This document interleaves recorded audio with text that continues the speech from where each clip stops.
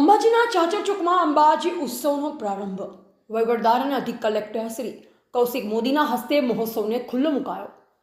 ચૈત્રી નવરાત્રિ નિમિત્તે અંબાજીમાં સુરતાલની રમઝટ પ્રથમ દિવસે કલાકારોની પ્રસ્તુતિએ ચાચર ચોકમાં ભક્તિમય માહોલ સર્જ્યો।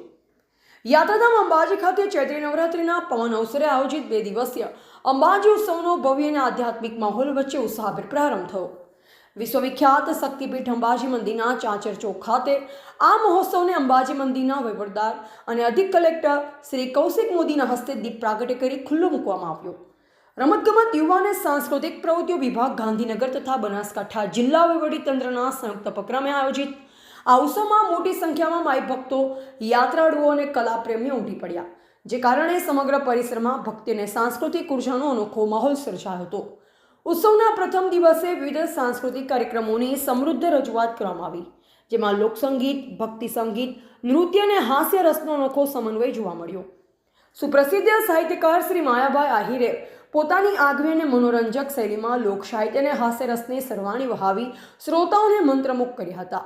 શ્રીમતી ઇન્દિરાબેન શ્રીવાણીએ ભાવભીની ભક્તિ સંગીતની રજૂઆત કરી માય ભક્તોને આધ્યાત્મિક ભાવમાં લીન કર્યા, જ્યારે સુશ્રી રમિન્દર ખુરાનાએ ઓડિસી નૃત્યની કલાત્મક અભિવ્યક્તિ દ્વારા દર્શકોને મોહી લીધા। શ્રી કલ્પેશ દવે દ્વારા માતાજીની ભાવભીની સ્તુતિ કરવામાં આવી અને નૃત્યેશ્વરી કલાવૃંદ દ્વારા રાસ મહોત્સવની રંગત જમાવી દર્શકોમાં નવરાત્રિની પરંપરાગત આનંદમય લાગણી પ્રગટાવી। આ પ્રસંગે અંબાજી વહીવટદાર શ્રી કૌશિક મોદીએ જણાવ્યું કે ચૈત્રી નવરાત્રિના પાવન અવસરે માય ભક્તોમાં ભક્તિ, સાંસ્કૃતિક જાગૃતિ અને પરંપરાગત મૂલ્યોનો પ્રસાર થાય તે હેતુથી આ ઉત્સવનું આયોજન કરવામાં આવ્યું છે। અંબાજી યાત્રાધામની ઓળખ વધુ મજબૂત બને છે।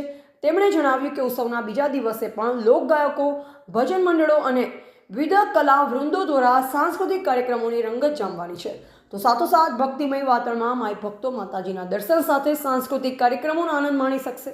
આ 2 દિવસીય અંબાજી ઉત્સવ ભક્તિ, સંસ્કૃતિ અને લોક કલાકૃતિઓનો અનોખો સંગમ બની યાત્રાળુઓ માટે યાદગાર અનુભવ બની રહ્યો। એવા જગતસિંહ દરબાર, પાલન